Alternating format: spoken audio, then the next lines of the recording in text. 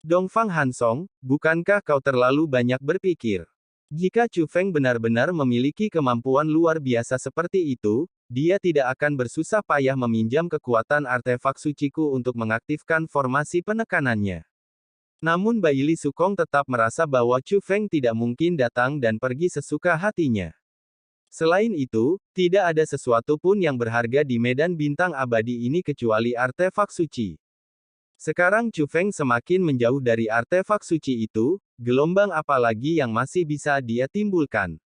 Semoga aku terlalu banyak berpikir. Dongfang Hansong tidak berniat berdebat dengan Baili Sukong. Tunggu sebentar, apa yang sebenarnya terjadi? Kenapa kecepatan Chu Feng meningkat begitu pesat lagi? Tepat pada saat itu, Chang Li berbicara dengan gugup. Setelah mendengar itu, semua orang juga menjadi gugup.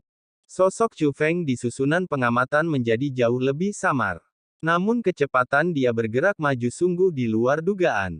Itu adalah kecepatan yang tidak mungkin mereka capai bahkan dengan kekuatan penuh mereka. Mereka pasti menggunakan harta karun khusus untuk bepergian. Hanya saja, harta karun semacam ini membutuhkan waktu untuk diaktifkan, itulah sebabnya dia menciptakan jarak antara dirinya dan para pengejarnya sebelum mengaktifkannya. Kata-kata Jie Tianran bagaikan sebuah panggilan untuk bangun. Sekte penjara miliknya memang memiliki harta karun seperti itu, tetapi mereka tidak memperolehnya dengan kecepatan yang begitu cepat. Chu Feng benar-benar memiliki banyak barang bagus. Pada saat ini, banyak tetua sekte penjara menghela napas, tetapi pada saat yang sama, secercah keserakahan muncul di mata mereka. Meskipun Chu Feng memang merepotkan, jika kita benar-benar bisa membunuhnya atau menangkapnya. Harta karun yang ada di tubuh Chu Feng pasti milik sekte penjaranya.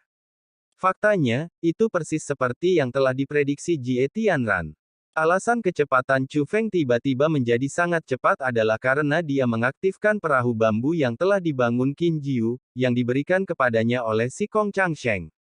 Setelah diaktifkan, perahu bambu ini bergerak lebih cepat daripada susunan teleportasi biasa, yang dapat mempercepat perjalanan secara signifikan. Akhirnya, setelah melintasi hamparan langit berbintang yang luas, Chu Feng tiba di alam fana lautan bunga.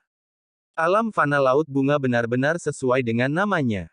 Sungai dan danau tersebar luas di dunia, tetapi pegunungan tinggi relatif jarang ditemukan. Pemandangan yang paling melimpah adalah hamparan lautan bunga yang tak berujung. Setelah mengunjungi begitu banyak tempat, saya tetap berpikir pemandangan di Zhu Tianhe adalah yang terindah. Dengan bantuan tatapan Chu Feng, Ek mengagumi pemandangan indah lautan bunga di alam fana.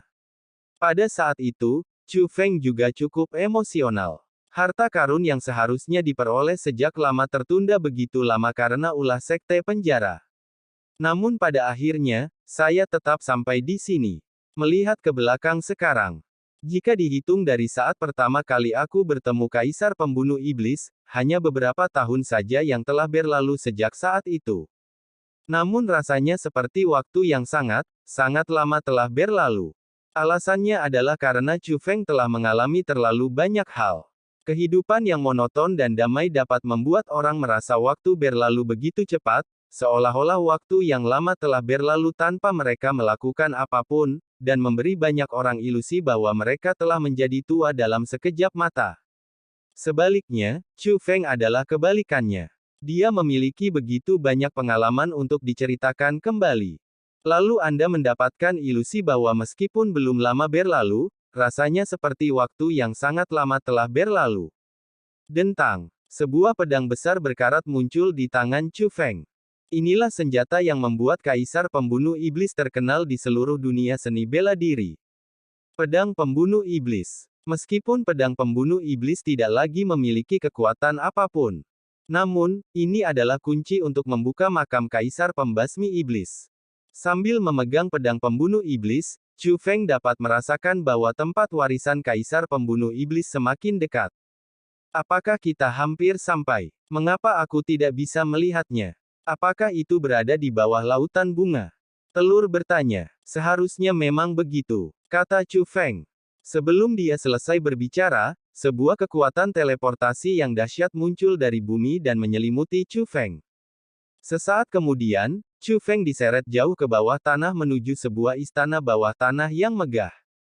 Seluruh struktur istana ini dibangun dari batu berwarna putih keabu-abuan, memberikan kesan sederhana namun megah. Di tengah istana berdiri sebuah patung kolosal. Patung itu menggambarkan pedang raksasa yang dipegang dengan kedua tangan, tertancap di tanah. Dan patung ini tak lain adalah Kaisar Pembasmi Iblis dan pedang pembasmi iblis miliknya. Saat Chu Feng sedang memeriksa patung itu, retakan muncul. Saat puing-puing berjatuhan, sesosok entitas jiwa yang sangat besar muncul di hadapan Chu Feng. Dia masih menjadi Kaisar Pembunuh Iblis, masih memegang pedang pembunuh iblis dengan kedua tangannya. Bahkan pedang pembunuh iblis pun adalah entitas jiwa. Tidak hanya tampak seperti aslinya, tetapi baik orang-orang maupun pedang-pedang itu memancarkan aura yang kuat. Ini jelas merupakan reinkarnasi Kaisar Pembunuh Iblis. Chu Feng memberi salam kepada senior. Chu Feng sangat gembira dan segera membungkuk kepada Kaisar Pembunuh Iblis. Pada saat itu, Kaisar Pembasmi Iblis juga berbicara. Selamat datang di tempat di mana aku mewarisi warisanku, takdirku. Namun, Chu Feng merasa sedikit kecewa setelah mendengar perkataan Kaisar Pembunuh Iblis. Ketika Chu Feng melihat gumpalan jiwa ini, dia bisa merasakan bahwa gumpalan itu mengandung kekuatan. Saya pikir itu adalah sisa jiwa yang membawa kesadaran Kaisar Pembunuh Iblis. Namun, kata-kata pihak lain membuat Chu Feng menyadari bahwa itu memang jiwa sisa. Namun, benda itu diatur oleh sebuah susunan dan tidak lagi memiliki kesadaran. Tampaknya kesadaran Kaisar Pembunuh Iblis benar-benar lenyap sepenuhnya saat pertama kali bertemu Chu Feng. Awalnya, Chu Feng ingin bertemu kembali dengan Kaisar Pembunuh Iblis. Namun kini, keinginan ini tidak dapat lagi dipenuhi. Kamu ditakdirkan untuk datang ke sini, yang berarti kamu layak menerima warisanku. Kalau begitu, kamu boleh mengambil apa yang kutinggalkan. Tepat saat itu, sisa jiwa Kaisar Pembasmi Iblis menarik pedang pembasmi iblis dari tangannya dan menancapkannya ke tanah. Segera setelah itu, mekanisme bumi di pusat jiwa yang tersisa aktif, dan sebuah peti harta karun besar dan transparan muncul. Chu Feng dapat melihat bahwa di dalam tidak hanya terdapat banyak senjata berkualitas tinggi. Terdapat juga 3 pedang panjang dengan aura yang bahkan lebih kuat, ketiga pedang panjang ini adalah senjata ilahi sejati. Selain itu, terdapat banyak buku panduan seni bela diri, termasuk beberapa buku panduan seni bela diri terlarang. Buku dengan peringkat tertinggi di antara mereka sebenarnya adalah buku pembatasan ilahi 4 tahap. Namun, barang yang paling banyak terdapat di dalam kotak ini adalah manik-manik yang berkilauan. Sumber daya budidaya yang memungkinkan terobosan langsung. Hah, pemburu iblis senior, kita telah ditipu. Melihat sumber daya budidaya itu, Chu Feng merasakan sedikit sakit hati. Sumber daya kultivasi tersebut awalnya berkualitas sangat tinggi, tetapi karena pembentukannya tidak sempurna, sebagian besar kekuatannya hilang selama bertahun-tahun. Biasanya, meskipun garis darah petir surgawi Chu Feng memiliki nafsu yang besar, sumber daya ini akan cukup bagi Chu Feng untuk menembus ke dewa sejati tingkat 9. Namun, justru karena perawatan yang tidak tepat, Chu Feng merasa bahwa kali ini ia hanya bisa melangkah ke alam dewa sejati tingkat 8. Meskipun Kaisar Pembunuh Iblis itu kuat, kultivasi penghalangnya terbatas, jadi dia pasti mencari pembantu untuk membangun penghalang ini.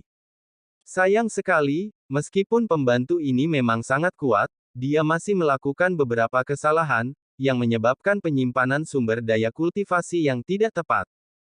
Gemuruh. Namun, pada saat itu, seluruh istana bawah tanah mulai bergetar hebat. Pada saat ini, Chu Feng dapat merasakan bahwa seluruh aula telah berubah menjadi sebuah susunan.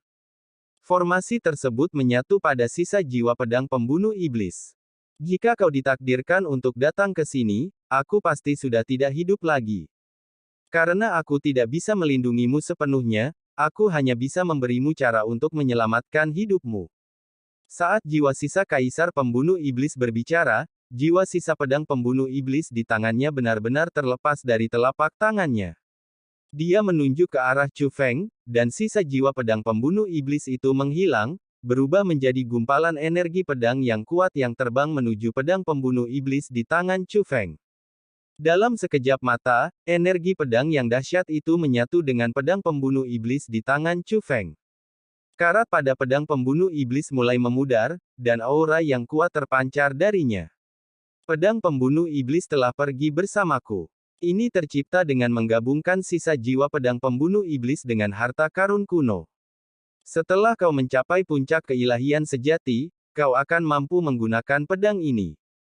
Meskipun pedang ini bukanlah pedang pembunuh iblis sejati, ia secara langsung memiliki kekuatan dan mengandung kekuatan tempur Dewa Langit tingkat pertama.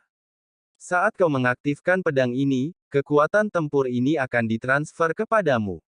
Meskipun kamu tidak dapat menggunakan teknik garis keturunan dan kekuatan tempurmu akan dibatasi, kamu masih dapat menggunakan seni bela diri dan teknik rahasia yang telah kamu pelajari. Selama kau tidak memprovokasi ahli alam surgawi, aku seharusnya bisa melindungimu. Inilah yang dikatakan oleh jiwa yang tersisa dari Kaisar Pembasmi Iblis.